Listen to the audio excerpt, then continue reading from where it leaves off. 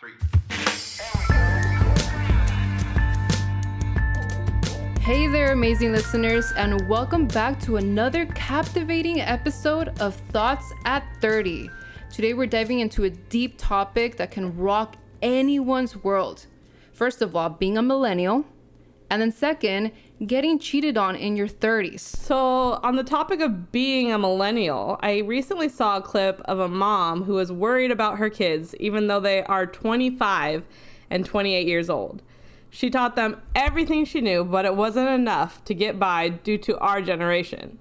Like, my parents are considered baby boomers. They got married at 19 and 21 and were able to afford a house only a mile from the beach just a few years later. They had 4 kids by 30, and I'm 31 with no kids. Back then, if you worked hard, you could afford a family and a decent living.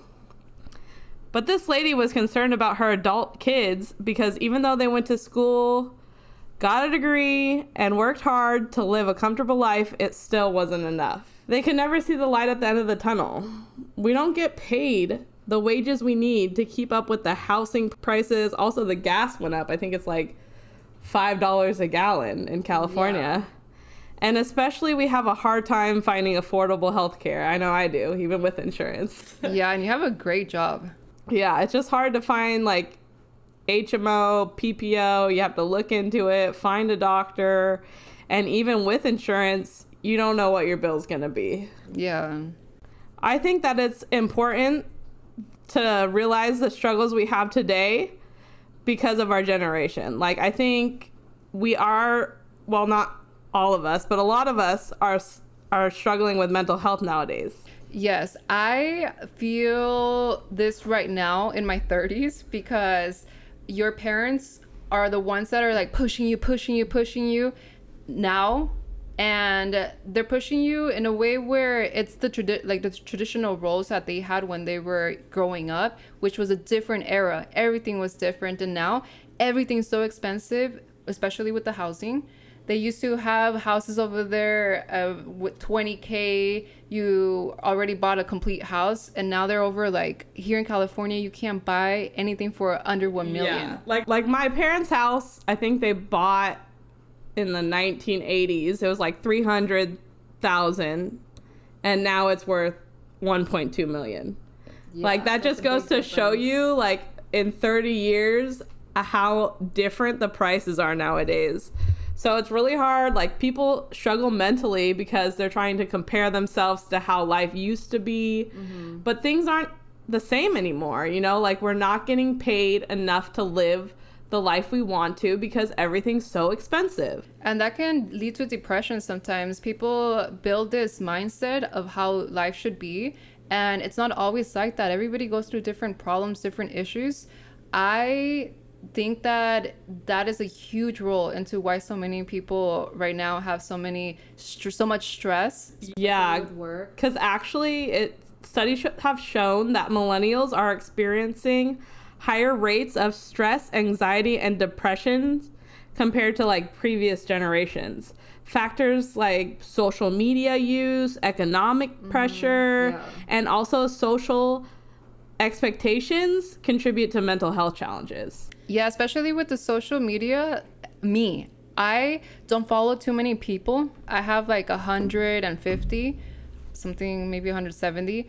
And I follow mansions, I follow real estate. Oh yeah, like, all these crazy things. And I'm like, one day I will get there. One day I'll have the swimming pool. Look. I'm gonna show you my phone right now, you guys. I'm showing her my phone. My cover, like, this is my future house. Oh jeez. I have it's a mansion with a pool. Thank you. That's what she's dreaming about. Yes. Like, my husband follows a lot of very luxurious lifestyles, like being in Dubai and like these $1 million mansions, high rise, like 5-star restaurants, and he looks at that a little too much. I'm like, that's not practical. You know, I don't know how these people afford that lifestyle, or if they're just pretending to have that lifestyle on social media. Like, I actually saw somebody jump out of like the chopper plane was on the ground and they jumped out of it pretending they just got off it, but the door was closed. Oh, that is so funny. So you know he wasn't really getting out of the plane, and that wasn't his. Ah, that is embarrassing. So people are like, you know, faking it a lot on social media. Bougie lifestyle. Yeah. Do you know of Bow Wow? Yeah. Okay. I watched him when he had a show too back in the day. Yeah, I knew he's him. like a rapper. Yes, I knew him because of that. But he was shown in the media not lately, like a while back, some years, about him putting himself in a picture behind like a private jet and everything. And that same day, some fan, well, he put it right away on his Instagram. He took a picture next to the private jet. Then that same day, another fan found him on a commercial flight.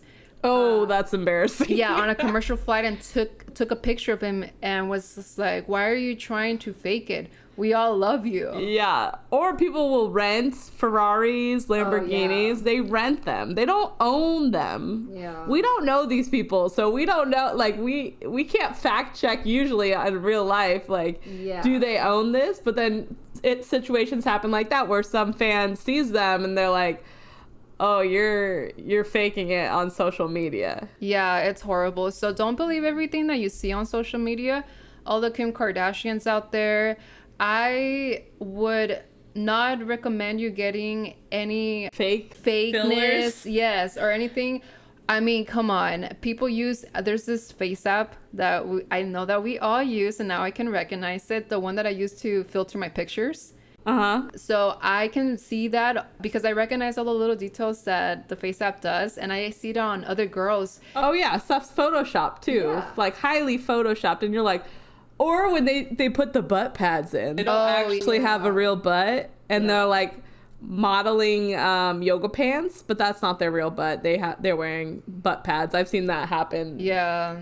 And also positions that how they take their photo. They've shown many times there's these creators that are very honest, and they're like, look at me, look like a model, and then look at me, look like the real life, reality versus Instagram model or whatever. Real versus fake. Yeah. Yeah, so just watch out where you get most of your information. It's not always what it looks like. Yeah, so also besides the social media factor, there's also a problem we have nowadays with a lot of student debt because college is expensive. So we can't afford to live in a house when we're still paying off our student loans. Yeah. Like, luckily I got a scholarship for sports, so I don't have, any student debt. But I know some people that went out of even like went abroad for college that owe over $100,000 in student debt, and they have to rent a room because they can't afford their own place on top of paying their monthly payment for student loans. Yeah, it's difficult. I unfortunately got stuck with student debt, and we've been going through the whole COVID situation. Biden has removed the fact that we have to pay right now during COVID, but it's coming back already. It's coming back. Wait, so it didn't get eliminated. It just got like no interest for a couple years. No interest, and you don't have to pay because we all suffered through COVID. And well, at least that's what the excuse was. Mm-hmm. So they moved the date of payment, repayment is what they're calling it, till October of this year. But they've been trying to fight it in court and whatnot. So I've been following it very closely. But that's one of my okay. First of all, if court loses, or if they let them pass with the whole student relief thing, then my cut of my student loan, it's $14,000. It's done. It's eliminated.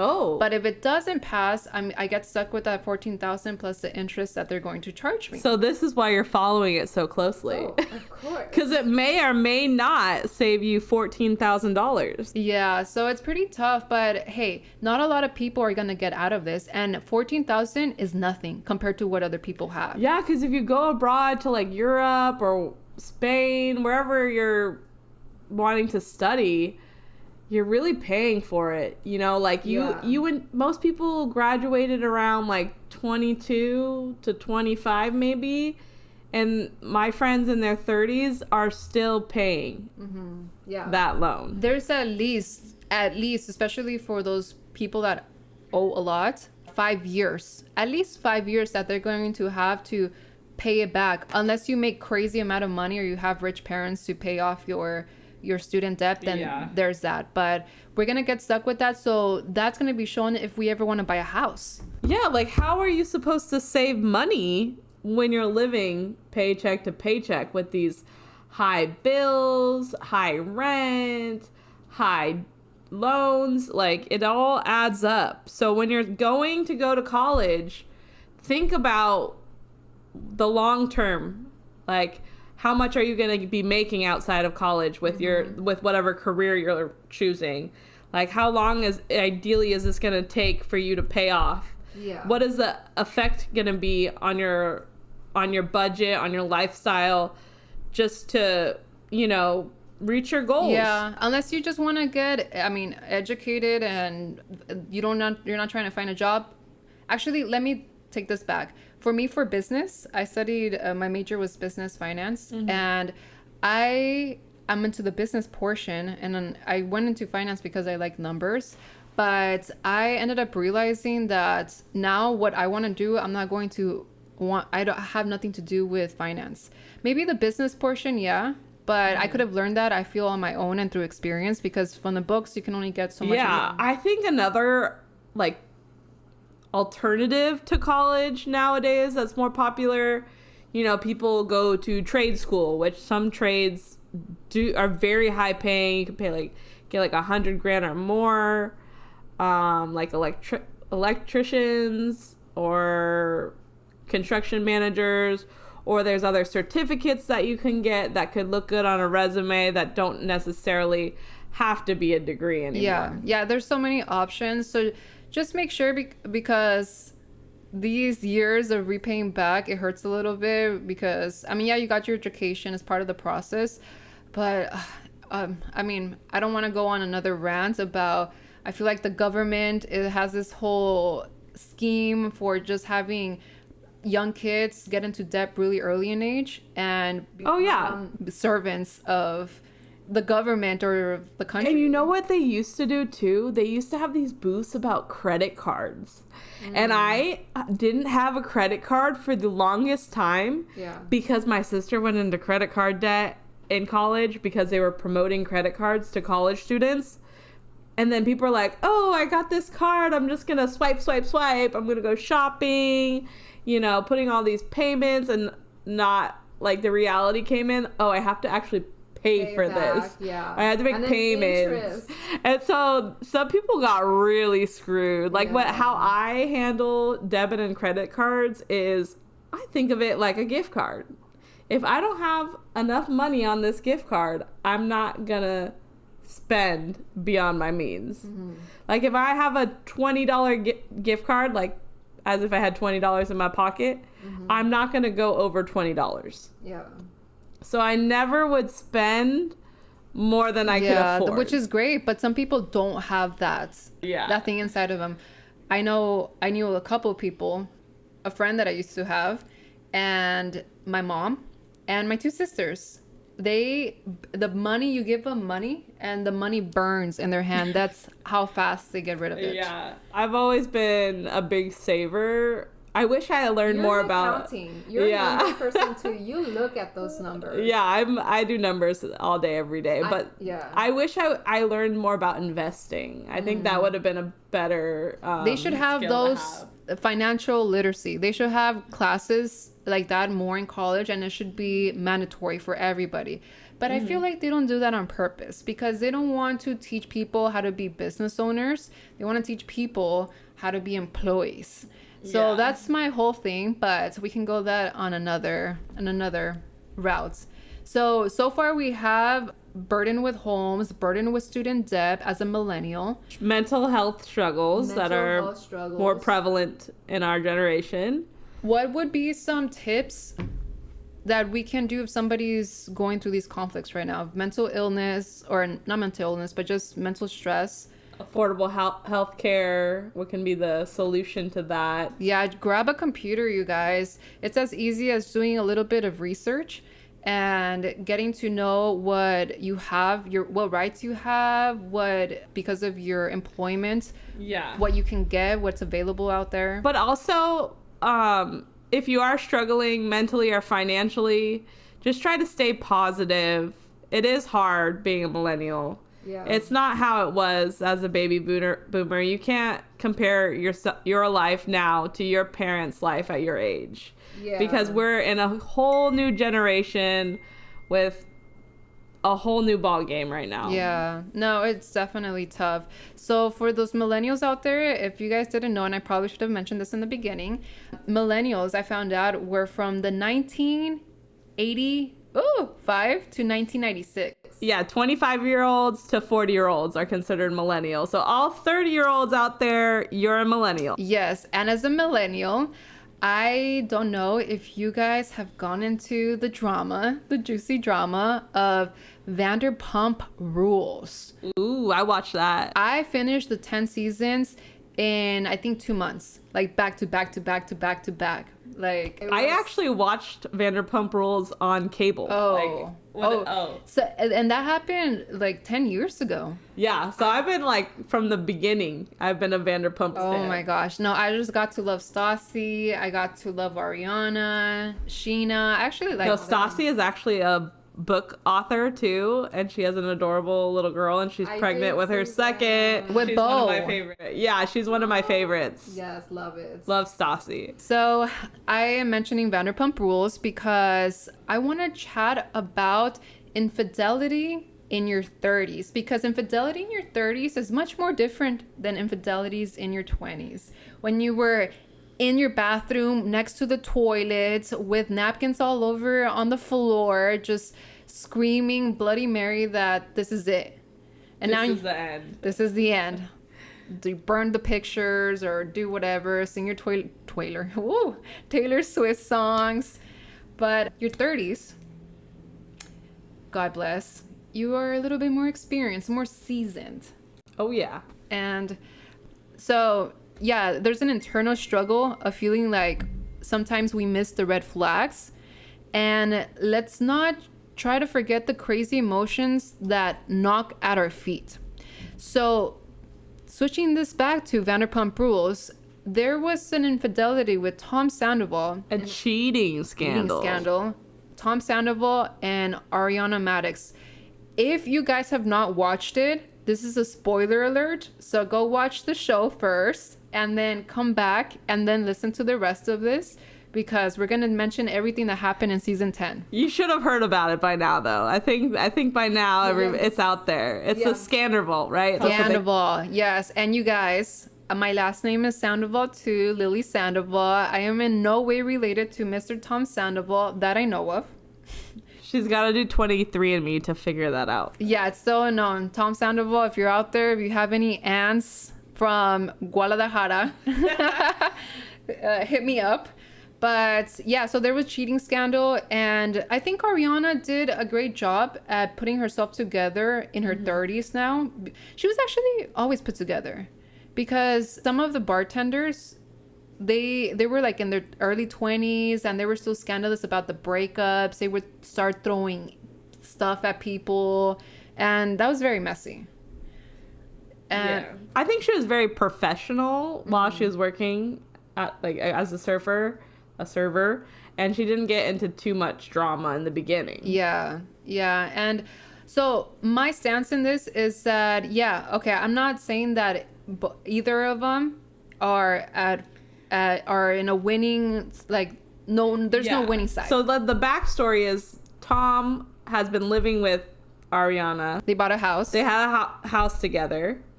And then I think at some point he wanted to get out of the relationship.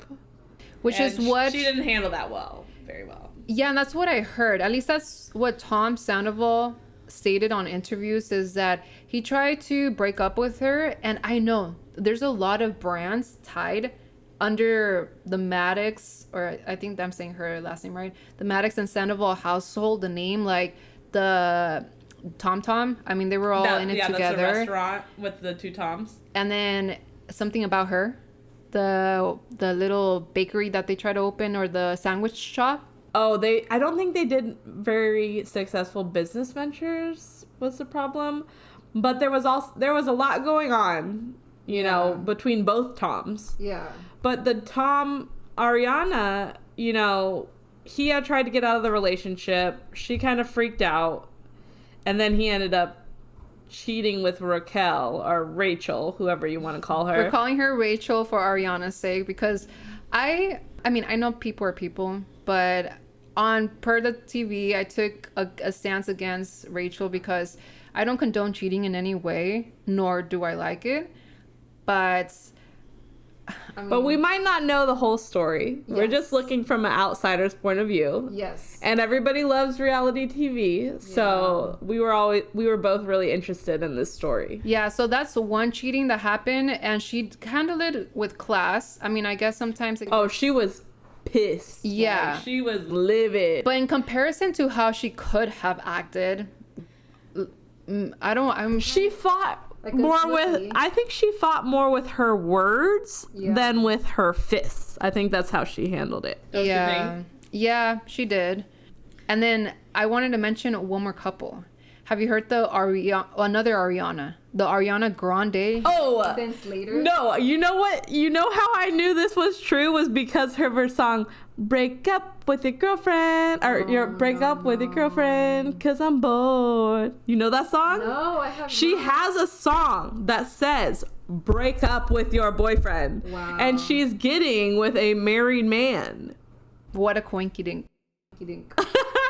And this isn't the first time she's done something like this. That's crazy. So everybody's now starting. I don't know. She's not canceled yet. I don't know if she's cancelable or I don't know even know if that's a word.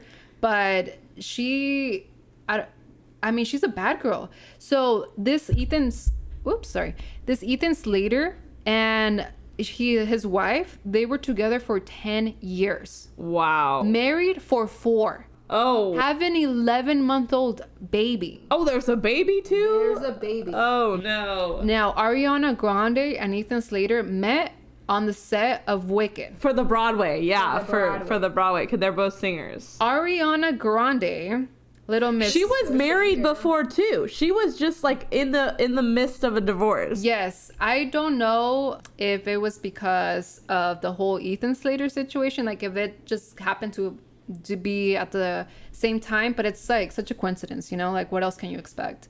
So Ariana, while this was all happening, met with his wife, his happily wife, and her son. She met all of them. Oh. Well, they were sleeping or messing around. Yeah, messing around. So that was like, it's just, that's pretty scandalous too. It is scandalous. And Ariana, is she 30 yet? She's got to be around our age. Hold on. We watched her on Disney Channel. She was on like Victoria. Yeah, she was. But either way, you know, like 30. She's 30. She fits our episode right now. We don't condone cheating. It hurts people's feelings. It gets messy. That's horrible. Especially when kids are involved. Like, but you also have to remember it takes two to tango. It does. It does. So we can't put blame on one person. But, okay, you can't put blame, but there's communication that has to happen. I think Tom Sandoval, from what we know, did have this communication with Ariana, and Ariana was just one of those girls that were like, this is what he says, you're not going to break up with me.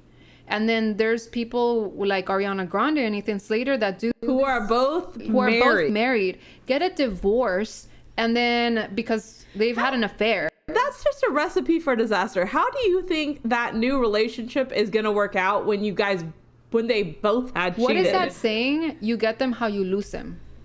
No, you lose them how you get them. There we go. Yeah, luckily I've never been cheated on. And I am not a cheater but I've seen people get cheated on. I've seen some horrible things like this happen. You know, people are just being selfish. Like, is it really worth the relationship you've built for years and years to just throw it all away? There's a big consequences. Like Raquel, I don't think she figured, she was still young.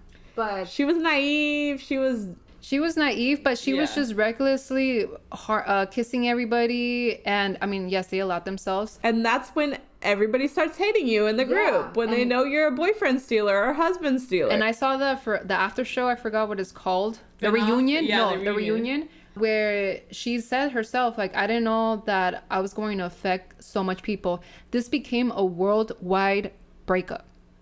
Yeah, it was all over. Even people that don't watch Vanderpump Rules. That's how I started figuring out, who is this Tom Sandoval? He has my last name. Like, let me check it out. Watch first episode, hooked. So watch it. But for sure, tip number 1 is allow yourself to feel. And I'm talking to the victim, the person that was cheated on. So basically, Ariana and not Ariana. Whoa, the wife of Ethan Slater is Lily J. So allow yourself to feel, to cry, because after 10 years of a relationship that you thought was sturdy, and then it breaks up because this beautiful major world star comes in and don't be a home wrecking fill in the blank. Yes. Don't wreck See home. you next Tuesday. But yeah, cry it out, girl. It's okay. But you need that friend that has the time schedule for you where you have maybe a week or 2 to cry it out. And then that 3rd week, put on some freaking makeup, put on some heels, and let's go to the bar, go do something fun in the sun. Yeah, but don't go back to cheaters too much. You know, they got to learn their lesson.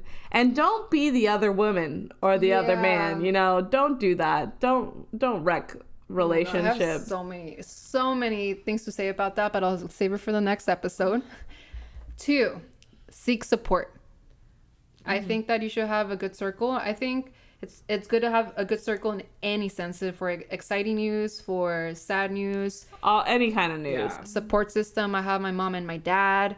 I have you, and I have Nala now. We both have cats now. We both have support cats, support animals. Support animals / support animals. Set boundaries, like we were talking about. Don't allow that person to come back into your life. And if you do, I know things happen.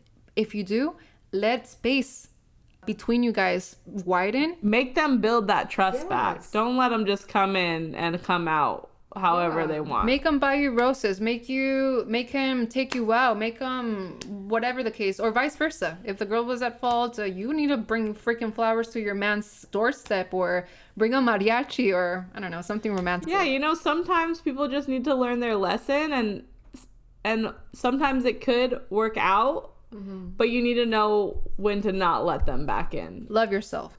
Yeah, love yourself. So for sure, self-care is non-negotiable. Go invest in time, self-care activities that bring you peace and joy. Something that is vital for your well-being, even if it's going to a restaurant and eating good. So another one is reflect and reevaluate. Have time for yourself to make sure that you're not being influenced by outsiders, your friends. Yeah, and have like a clear thought process of it. Yeah. Digest it, think about it, don't just react. Yeah, and time, I know sometimes you feel angry at that moment. I am a very reactive person. Like, somebody gets me mad even on like Tinder, talking with people, and they're just like, hey baby, and I'm like total block. Like, I just I don't have that time for people. The next one would be embrace the journey of forgiveness. So you don't have to actually tell him like, I forgive you, but in your mind, forgive that person so that you can move on. Because if you're still closure, you need closure. Just accept, not really accept it, but forgive them. Yeah. And well, there you have it, you guys. Another eye-opening episode of Thoughts at 30. This is episode 3. Woo. We've delved into so many topics, like problems of being millennial, as a millennial, and then having the gut-wrenching experience of being cheated on in your 30s, or listening to what has happened, the cheating Scandovals. Oh, definitely a must. 5-star right there. So life has always surprised us in many ways, but what truly matters is that you rise to these challenges and find a way through all the heartache. Time is everything, you guys. Now, as we bring this episode to a close, I want to thank you guys for listening. If you want, well, please subscribe and like the episode. And if you have any comments, anything, any perspectives that you guys want to just add as a community, or even add your own thoughts about no, I disagree or agree, add it in the comments below. We're on YouTube now and Spotify. So check it out. And remember, as a millennial, always see the light at the end of the tunnel. Bye.